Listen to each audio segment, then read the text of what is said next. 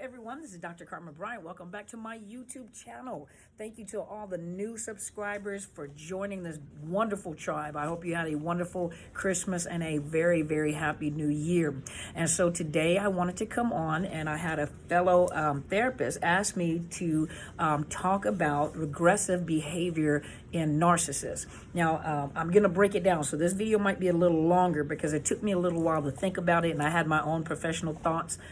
Being a trauma professional, a lot of things started dinging, and I wanted to do a little research, and so I'd be kind of turning it over in my mind, and so I wanted to do the video, and some of you have experienced it. I guarantee you, once I get done with the video, a lot of you are going to be like, oh my gosh, that makes so much sense, or I saw it all the time and this is what they did. So I know I'm going to get a lot of comments on this. So now let's look at what is narcissism. Let's talk about narcissism. We're going to break it down in bite sizes so you can understand. So remember, in previous videos that I made, a person that has narcissistic, but that is actually the correct term. A person that has narcissistic personality disorder usually probably has some co-occurring disorders or co-occurring conditions, such as a lot of them do have post-traumatic stress disorder, major depression, general anxiety. They may have bipolar disorder. They may have schizophrenia. They may have schizoaffective disorder. And so the personality disorder is a dysfunctional personality. It is a dysfunction in the personality, maladaptive or dysfunctional personality. It grew up and it did not form correctly. And a lot of them have what's called arrested development. A lot of them have emotional delays. And so when you see that individual, they may look like a grown person, an adult. They may, present themselves as an adult, but those that know them personally, as that mask falls or as they get to know them, they get comfortable around you, you begin to see some behaviors that is not normal for their age range. And so let's talk about narcissism for a minute. So narcissistic personality disorder, there's not one thing you can pinpoint that causes narcissistic personality disorder, but whatever has caused it has caused that personality to malform. It did not form correctly. And I'll give you an example. Well, first of all, let's go to cluster B personality disorder. That's what it is. It's classified under cluster B personality disorder, which also houses borderline personality disorder, antisocial personality disorder, which is formerly known as psychopath or sociopath that you're aware of, and narcissistic personality disorder. Now, all the ones that I have met, talked to, or a lot of you describe, a lot of them have been traumatized. Now, trauma, to most individuals, you're thinking sexual abuse, physical abuse, neglect, rejection, abandonment, and a lot of times that is the case because they probably come from a home with a narcissist, or something has happened to them. So a lot of them, so if you think about it for a minute, a lot of them, for example, those that may not have been sexually molested. Let's talk about like those that you see in Hollywood, Hollywood, and those that are raised by famous people. Now, you have some that are raised by parents that are narcissists, and so when you're raised by a parent that's a narcissist, in their mind, they may say, I had good parents. My parents were great. They provided everything for me. They did everything. They went above and beyond. Okay, so check this out. You may have had a parent that, provided you clothes, food, and roof over your head, but they never provided an emotional connection. They never comforted you, or that narcissist, they never comforted that individual emotionally. They had no emotional empathy. They couldn't connect with that child. And so, empathy is a learned behavior. And so they never knew how to connect with people, and you could mistake them sometimes as being autistic, and they're not. They're almost mechanical, like robotic, even when they smile. Their smiles look almost robotic. They're trying to figure out, am I supposed to smile, laugh, joke? They're awkward. It's almost like they're awkward as they're trying to figure out what emotion to have. And a lot of them, they're watching other people like an android, and they're trying to collect this data so they'll know, like, what am I supposed to do? Oh, cry, laugh. Sometimes it's out of place until they perfect that skill. And so think about that be a parent, a parent that's raising a child, that is not connecting with that child. They're very distant, disconnected. Sometimes they show up for sporting events, sometimes they don't. They send them to the best schools because it's all about the parent and how the parent look. They make sure they have money, the nicest clothes and everything, because it's about how the parent look, not how the child. But the child is not able to articulate that there's no connection, like there's no, I don't feel any warmth, I don't feel. So in their mind, that is where they come from. That's all they know. And sometimes those kids develop narcissistic personality disorder. Now you have those, on the wealthier side, they train their child. Let's talk about those that, those that have built wealth for themselves and an empire, and they're millionaires, but yet they try to make sure that they raise their children as normal as possible. They teach them the value of work. They teach them the value of money. They teach them the value of, some people don't have what you have. You have to be, grateful for what you have, making sure that they have chores and responsibilities and they're held accountable. And you don't just get everything that I have. You have to work for what you get. You go to school, I pay for school, but a lot of things you're going to have to do yourself, or you may apply for your own student loans. I'm not paying for it, regardless of how much money I have, because they're trying to teach them how not to be selfish. So a lot of those kids end up being, not having a personality disorder. And then the other ones are, I'm making sure that my kids never have to go through what I've been through and have to struggle. And so anything my child wants, they don't get disciplined. They don't get, there is no limit. They get whatever they want, however they want it. So they grow up to be these self-absorbed, individuals that assume that everyone is supposed to bow down and run to all their beck and calls. You don't know who I am, and my parents have money, and you better do this, because they are lifted. And so they have trained them to be, their personalities have developed into this malfunctioned human being, and it usually starts from childhood on. Now I'm gonna give you another example. And I'm just warning you ahead of time, trigger alert. Okay, so those of you, when I start talking, I'm going to go into it, but trigger alert. I'm going to tell you trigger alert, so be prepared. So when I went through the BetterHelp course here in Washington State, I went through the BetterHelp course. I remember speaking, the instructor was speaking to the class, and he said, and this is something that you guys hear quite often. He says, those that batter and, those that have been abused or molested do not always turn around and abuse and sexually offend. He says those that sexually offend, those that abuse, he says, I guarantee you, he says, with the ones that I work with, he says, I guarantee you, they have been abused and they have been sexually violated. He says, to learn behavior.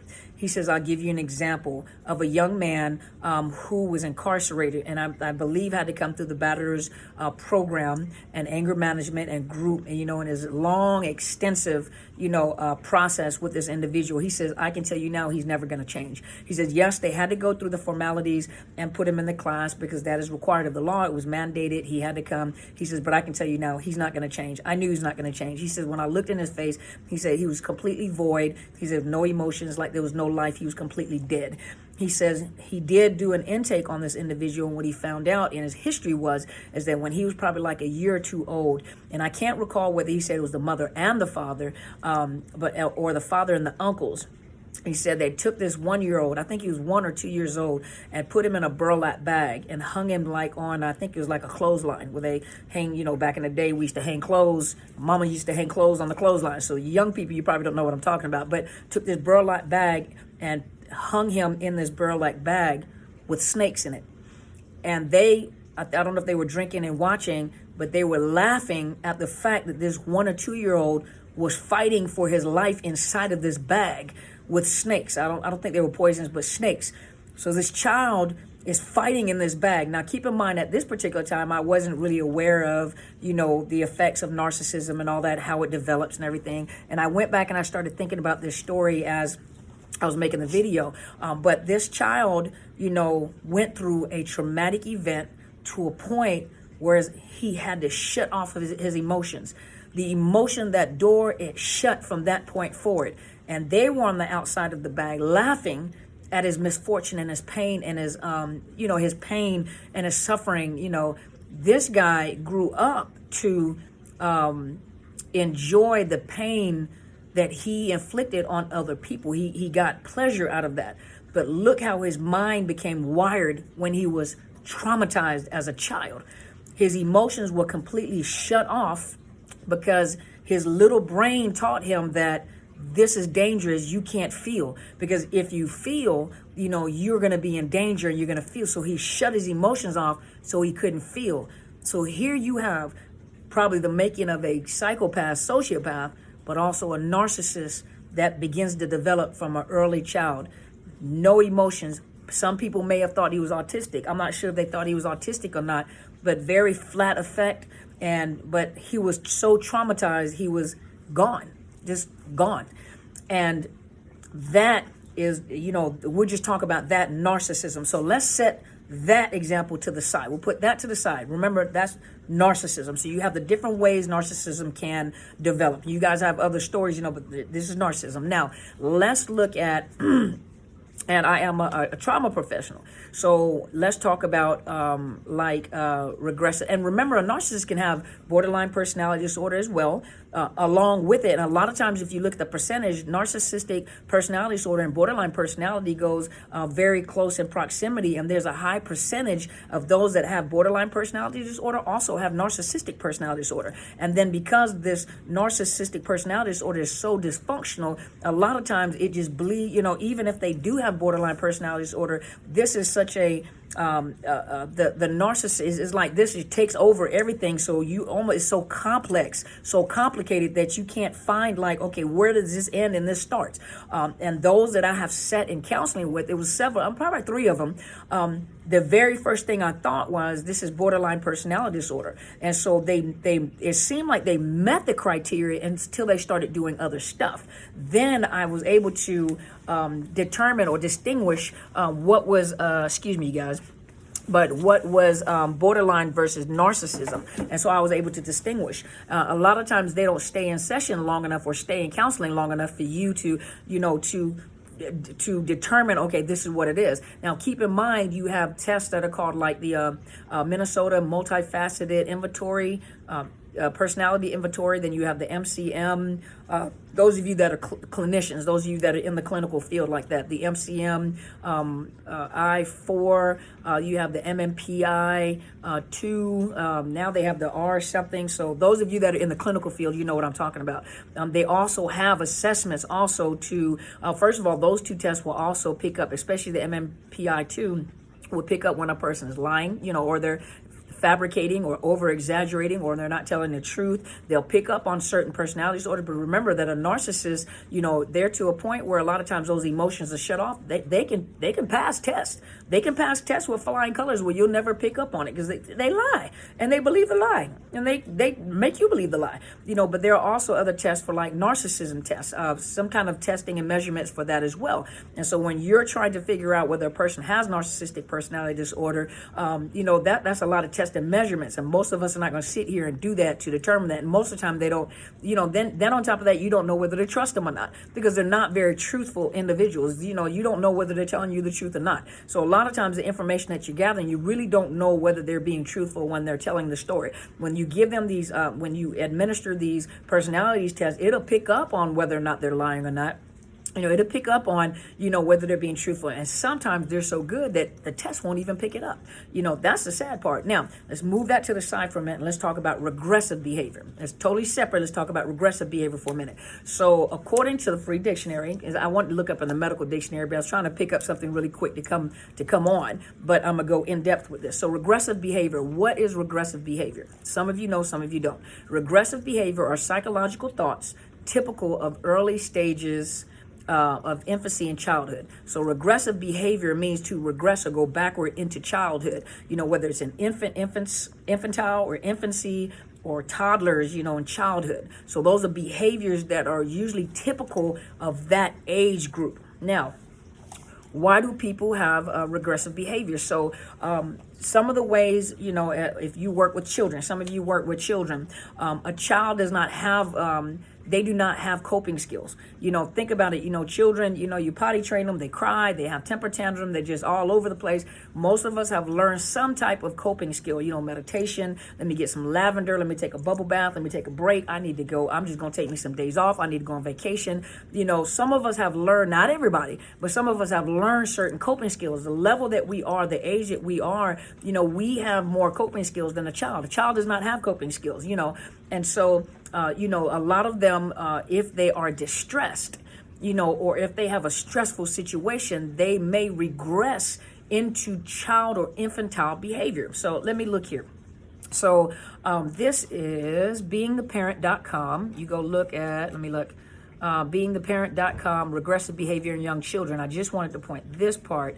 So some of the behaviors associated with regression or regressive behavior is wetting the bed, failing to indicate that they need to go to the toilet. Let's see. Let's look. Well, let me go back. It says, what is regression? Regression is when a child exhibits emotions that are not age appropriate or developmentally younger than their age. One example is going back to thumb sucking, wanting a pacifier to go to sleep, and they're too old to have a pacifier, wetting the bed. What else? Wetting the bed, baby talk. Let's see, what else? Wetting the bed, baby talk. Thumb sucking, pacifier sucking, wanting a bottle, or sucking on things, always finding something that they're sucking on it. And so Sigmund Freud, he discussed the oral phase.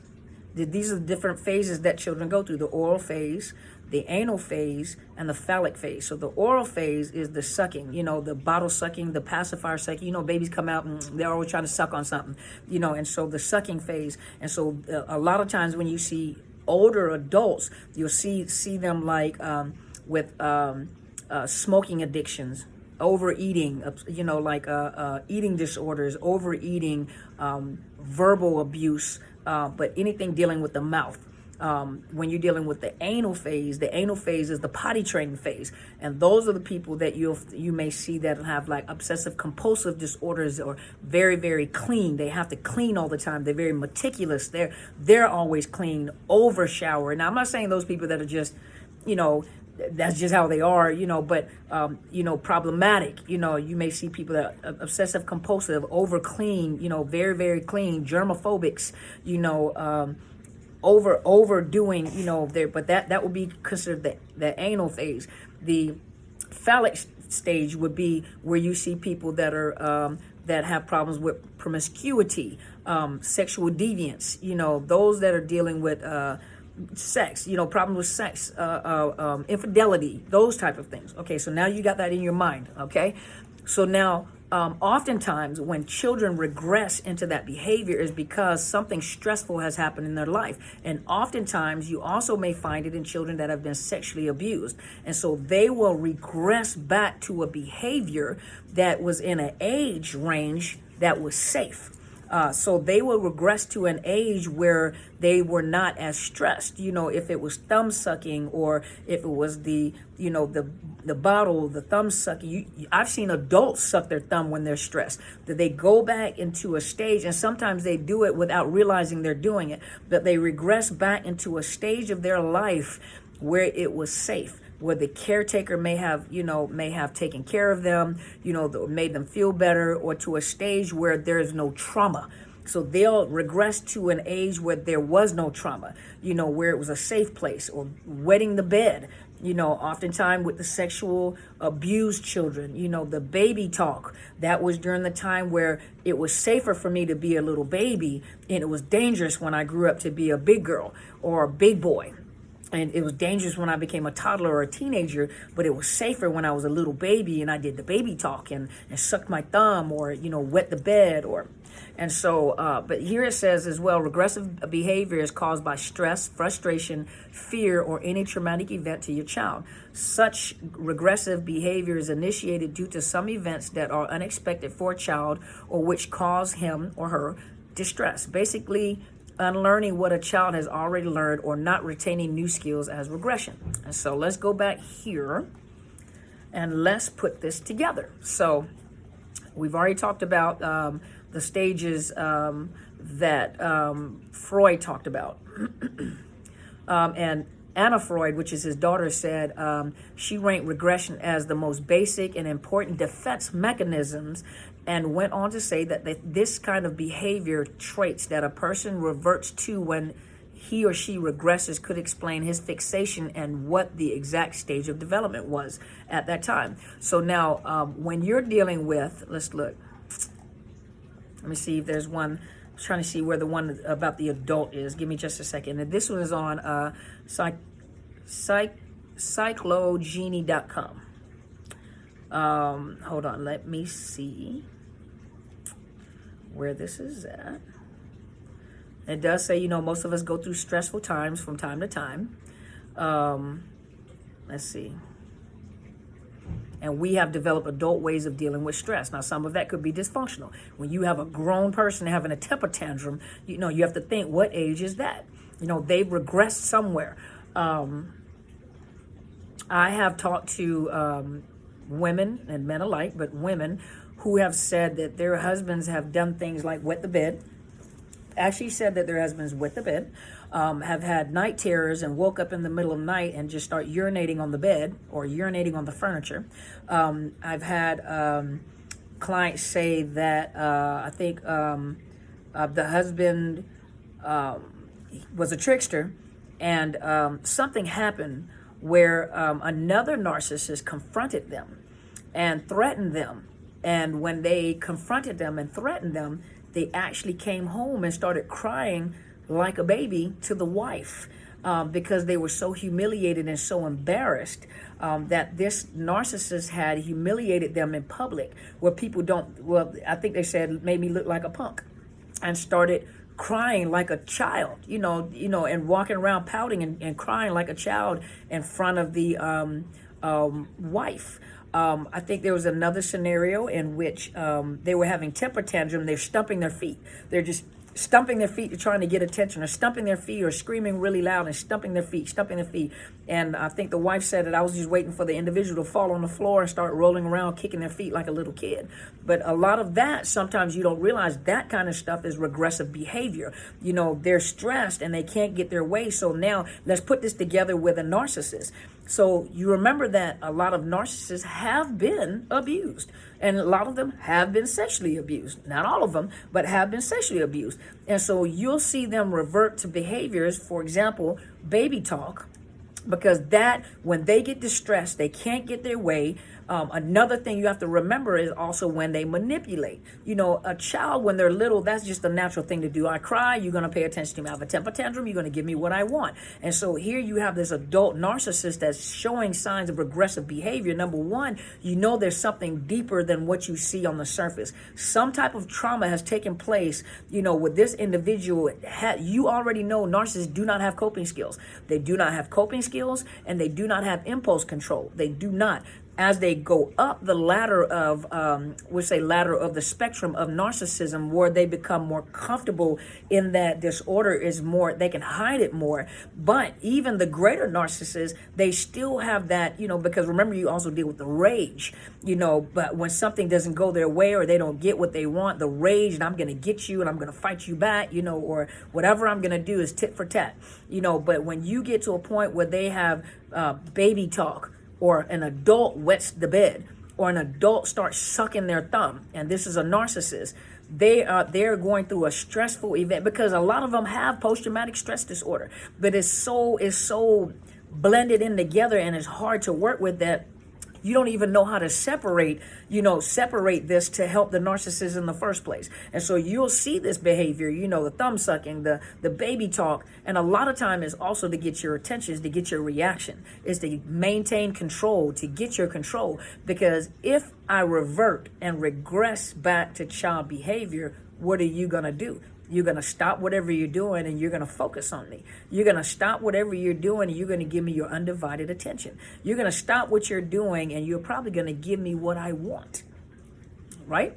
And so a lot of times they do use regressive behavior, number one, as a power and control mechanism. This was during the time that they could get whatever they want when they were children. It was easy to do these kind of things and get the attention and the affection and, from the parent, from the parental figure.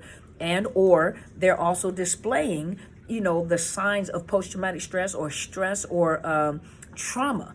And they have never gotten beyond that stage when they were traumatized and they regress back to a safe place.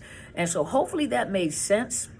I know it was kind of long, but hopefully that made sense to explain, narcissism, regressive behavior, and regressive behavior in a narcissist. It all serves a purpose. Everything with the narcissist serves a purpose. There's nothing that just happens. In children, regressive behavior, you know something happened, you got to help them. But in an adult that has regressive behaviors, often signs that there is more going on than meets the eye. And a lot of them have been traumatized and they never develop the coping skills. They revert back to childhood because really emotionally, they have never grown up to be an adult. They're in an adult body.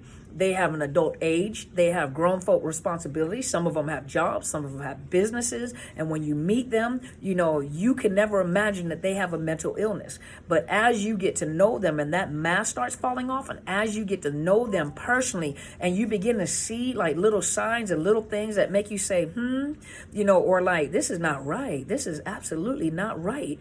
Taking a shower. Remember the commercial, taking a shower with with a carpet inside the shower? That's not right. This is all wrong. So if you're looking at that narcissist, a lot of behaviors that they're having is not right. It doesn't fit the age. What is happening here? Because a lot of those narcissists are very complex individuals that have other things going on. A lot of them, when you see that regressive behavior, you know that they have been traumatized in the early stages of their life. They regress back to a safe place, or number two, they use that, and a lot of times they also they use that to manipulate you, to get you to focus on them, to stop what you're doing, or to get what they want. Think about what kids do it for, when they use manipulative or baby talk, but these are the safe places, and there's also a place where they can manipulate you even more. Don't ever underestimate a narcissist. Never, ever underestimate a narcissist. So hopefully this has helped you. Hopefully it makes sense for the beautiful therapist that sent me the email. Please email me. Let me know if this helped you and if you wanted me to expound some more. But it was a very interesting topic because I thought about it for days and days and came up with all sorts of things. And I'm like, that'd be like a 2-day video if I actually said it the way I was thinking it. So I'm just giving you my professional opinion about that, especially when you put those two together, regressive behaviors and a narcissist. Now, of course, I know there are other people that are in the field of psychology, psychiatry, behavior sciences, and they can add other stuff to that. I'm just giving you my personal perception, my professional opinion when it comes to this type of behavior and what I've seen, in a clinical setting and as a trauma professional. That usually that's an indicator that there's way more going on. And a lot of times I even ask the client, how far back can you remember? Some of them stop at the age of 9, 10. So that lets me know that whatever trauma happened like at the age of, whatever happened at the age of that age, 9, 10. How far back can you remember? I can't remember back to, because those memories are too painful. That's as far as they can go. The memories from that point back are too painful, or something has happened to really mess up their memory, or they have that regressed memory. Was it regressed? But that they have the trauma, but is in their subconscious mind, and they won't talk about it, won't release it. And that's a lot of times with the narcissists. There are traumatized individuals. And remember the story about the little guy that was in the burlap bag, and that's a true story too. That was by the instructor that was teaching the Better's course the Better's certification course that a lot of us were involved in at that time. And so hopefully this has helped you guys. Thank you so much always for tuning in and supporting me. I really appreciate it. Those of you that are in the Washington State area, I did post, go to my community tab. I did post, there is an event going on in Bellevue, Washington at the Embassy Suite Hotel on February 14th through the 15th, which is the Mending Souls Conference, which is hosted by Pastor Frank and his beautiful wife, Doris Gayway of Oasis of Grace Ministries. And there are some top-notch speakers that will be there. I am one of the workshop speakers. So hopefully if you are in the Oregon or if you are in the surrounding area on that day, look at the community tab and then go to my Facebook page. He has put a link up there to Eventbrite. And so you can buy a ticket, get the early bird special. The motto is being authentic, and then the theme is being authentic, and the motto is building healthier relationships. And so, you guys really need to be out there. They're going to have a red carpet event, comedy, dinner. I mean, just it's really going to be excellent. And whoever's out there, you need a break, come on in, fly in, drive in, whatever, come over there, come meet me. I would love to meet you guys. That would be such an honor and a pleasure to meet you guys. If you come in, please come, bring your book. And I will sign your book if you want me to sign your book. But yes, so remember, it's February 14th through 15th at the Embassy Suites in Bellevue, Washington. And please, check out the flyer. The Eventbrite has a tab on there for tickets, so you can get your tickets, your early bird special. Also, please go and check out my mentor's YouTube channel, which is Helen Sadler, Destiny Helper. She's the presiding prelay of Into His Chambers Global Ministries. That is my mentor. That is my pastor. And she is the one who has trained and counseled me for many, many, many, many years, and has assisted me in starting, this.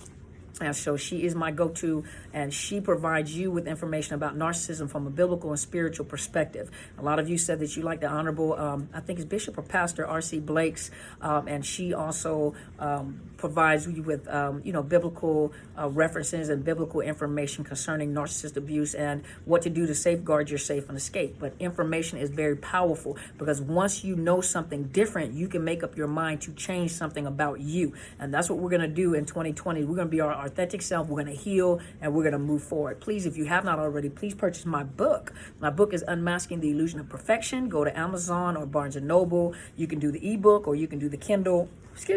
And purchase the book. Those of you that are interested in giving, some of you guys have asked, how can you donate? I have a Cash App and I have a PayPal right up underneath my link. I also am offering still, I have a few slots left for coaching services, and some of you guys just want a one-time consultation, and I have had an honor and a pleasure. Some of you guys, I've talked to some of you guys, I've seen you guys face to face for the first time. You guys just don't know. That is just an honor to me. That is amazing to actually put faces with names from YouTube. You guys are awesome, and you guys are very powerful individuals. So it is an honor when I can pick up the phone and talk to you guys, but yes, I still have some slots available.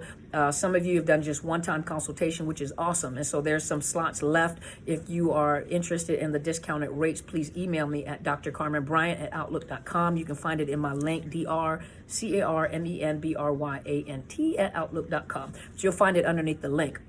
And Facebook, I have Overcoming Narcissist Abuse and Psychological Health Consultants and Services. So make sure you go look at those links, and make sure those of you who have been giving me some great reports on the BetterHelp.com/Dr. Carmen. Some of you guys need to get into counseling, and some of you guys are doing excellent. I've heard some great reviews. Those of you that are having some financial struggles, they do have some grants to assist you. Those of you that are looking for, you put my link in there. I put my link in there to see what it says. It says if you're looking for a person that specializes in narcissist abuse, and so you can vet that counselor, and you do online counseling. It's a nominal fee. And if you can't afford it, you're struggling financially, let them know. They will work with you whatever way they can to assist you, please. And the link is down there. Get counseling. Get into counseling. You are your greatest investment. I'm telling you. Remember, BetterHelp.com/Dr. Carmen. Go check out that link. And thank you guys once again. I'll be back tomorrow. You guys go and be great.